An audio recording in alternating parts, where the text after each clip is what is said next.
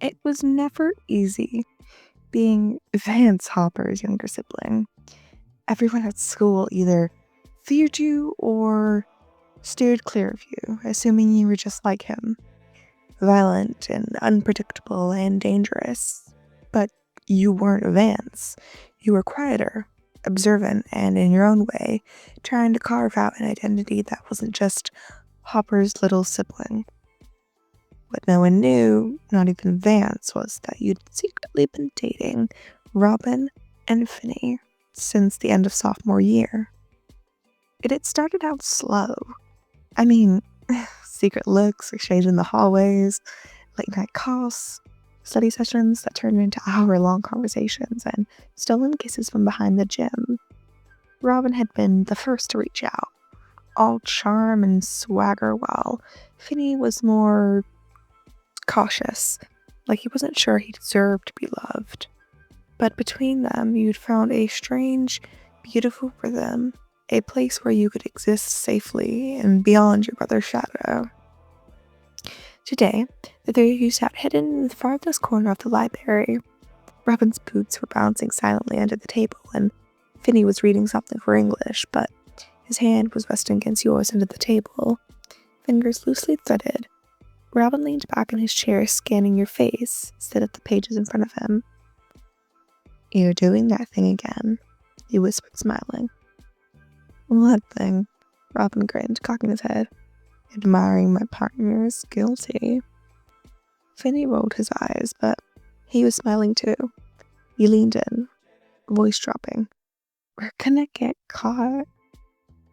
"Nah," Robin said. "Librarian's half asleep. Plus, I'm sneaky." "Not sneaky enough if you keep making goo-goo eyes," Finney added. Robin leaned forward, one brow raised. "What? You jealous?" Finney's eyes went red, and you reached out to gently flick Robin's wrist. "Stop teasing," you said, laughing softly. "We're needing... Okay, guys, seriously, we need to get through this chapter, or else we're all failing." "Worth it," Robin muttered. He flipped a page. Time passed in peace, and the quiet was comforting and safe, but that calm shattered like glass when Vance's voice had cut through the silence like a blade. "Hey," he gruffed out. Your heart dropped, and Robin sat up straighter. Finney went pale. You turned slowly, trying to keep your face neutral. Vance stood at the end of the aisle, arms crossed, and his blonde hair like a wild halo around his head. He looked pissed. "You weren't home last night," he said flatly. "Again." I stayed at Rachel's," he lied quickly. His eyes flickered to Finney, then to Robin. "Really? Because Rachel doesn't wear biker boots and a damn denim jacket." Robin tensed but stayed silent. You stood up, trying not to look afraid. "Why do you even care, Vance? You're never home either." "I care when you're sneaking with people behind my back," he said, stepping closer. "Especially people I told you to stay away from." Finney got up, voice firm but quiet. "We're not hurting them." "I don't care if you are," Vance snapped. "It's the principle. Like something's gonna do to a punk like you." Robin stood up too, crossing his arms. "Yeah, well, they can make their own choices." Guys, come on," you started, stepping between them. Vance looked past you, staring at Robin like he was a predator. "Back off, Robin." Robin didn't flinch. "Or what? You'll punch me?" "Stop," he said sharply. The silence that followed was heavy. Then he touched your arm, gently grounding you. You looked at Vance, breathing hard. "Vance, you don't get to choose who I love. You protect me like the world's out to get me, but I'm not a child anymore. Robin and Finney," you hesitated, but then said it stronger. "They love me and I love them, and that's not going to change because you're uncomfortable." Vance blinked for a second like you just slapped him. The fury wavered, then with the sound of a growl, he turned on his heel and stomped out the library. You sat down heavily, hands trembling, and Finney knelt beside your chair while Robin hovered close, his anger fading into concern. You okay? Finney asked softly. You sighed. I don't know, you admitted.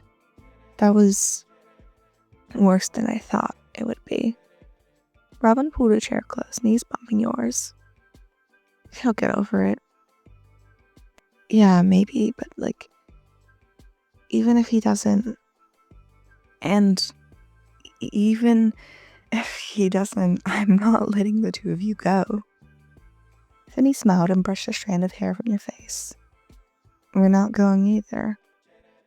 Robin grinned. Damn right. Ride or die, baby. You laughed. Quietly, but real. That night, you laid between Finney and Robin in Finney's basement. The old mattress barely big enough for the three of you. Finney's arm was around your waist and his breath was warm against your neck. Robin was behind you, one leg crossed, and the other tossed over you. Arm draped across your shoulder. I was so scared today, you whispered into the darkness. Robin's voice came sleepy and soft. So were we. But you didn't back down. Finney's hand tightened slightly. Because you're worth it. You felt tears begin to prick at your eyes. You both are too. There you fell into a silence, but it wasn't awkward or heavy or odd. It was safe and quiet after the storm. Outside, the wind howled through the trees, but inside, wrapped in arms, you were home. The silence between you and Vance lingered for days, though. He didn't speak to you at school, at home, and he barely looked at you. You could feel the tension in the air, like the static was crackling always one spark away from lightning. It hurt. You'd grown up with Vance being your shield, your reckless, overprotective older brother. He taught you how to throw a first punch, and you glared on your bullies twice his size just for looking at you wrong. He was the closest thing to a parent you guys really ever had. Some days, at least. But he couldn't protect you from your own heart. And if he couldn't accept that it belonged to these two boys he swore he hated, maybe it wasn't the right thing for his acceptance to even be there in the first place. You sat curled up in Finney's basement, once again, knees drawn to your chest, and Robin just paced in small anxious loops. Finney sat cross-legged on the floor, watching you both with tired eyes. I can't take this, Robin muttered, dragging a hand through his hair. Vance can't forever just freeze you out. It's bullshit. He's hurt, Finney says quietly. It's not about us, it's about losing control. I'm not his control, you said, voice small but firm. Robin stopped pacing and crouched in front of you, his hands on your knees. You want me to talk to him? Like, just me and him? He hesitated before speaking. I think that's a good idea. No, Finney said immediately. Yes, Robin said at the same time. You managed to laugh despite yourself. He might punch you? Robin grinned. He might. But maybe he needs to. Robin? I'm serious. His expression softened. You're the first person who's ever made me feel safe and excited and wanted. I'm not letting your brother's temper ruin it for any of us. Finney stood up, nodding. If he doesn't listen to Robin, I'll try next. One of us has to break through. You looked between them, your heart swelling with a painful kind of gratitude. The one that only came from being truly seen. Thank you. Both of you. Robin kissed her forehead. Always. Vance was behind the school when Robin found him, smoke curling between his fingers from a cigarette. He didn't look up when Robin approached, but his jaw definitely did tense. Figured you'd show up eventually. Robin leaned against the wall beside him, keeping his distance. You were kind of hard to miss, the whole storming out of the library thing, real subtle. Vance blew smoke through his nose. Get to the point. Robin shrugged. Not here to fight you, unless you throw the first punch, of course. Silence. I know you don't like me, Robin went on. Or Finney. I get it, we're not who you pictured your sibling ending up with. Dayla's eyes flickered towards them sharp. You think this is about who they're dating? Robin raised an eyebrow. Isn't it? No. It's about you. Vance pointed the cigarette at him. You and Finney dragging them into your messed up, sick little lives. You think I don't see it? The bruises you try to hide, the fear in Finney's eye when someone raises their voice. Robin's throat tightened. You don't know everything that's happened. I know enough. Vance looked at the cigarette to the ground. And I know that they deserve better than getting caught up in whatever shithole you live. Robin stepped closer. They're not caught in anything. They chose us. They chose to be here. Vance scoffed. Yeah, well, love doesn't fix everything, does it? No, Robin said quietly, but it gives you a reason to try. That stopped Vance, and for a second, just a second, but Robin saw it. We're not perfect, Robin continued, but we're trying and we're healing together, and your siblings part of that. They make us better. Vance turned away, staring at the ground. Whatever.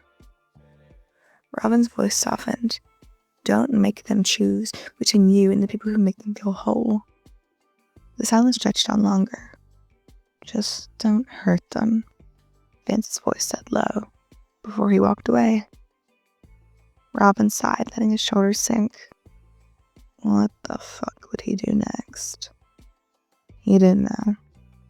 But right now he was walking back to Finney and to Wyan. And that's all that mattered.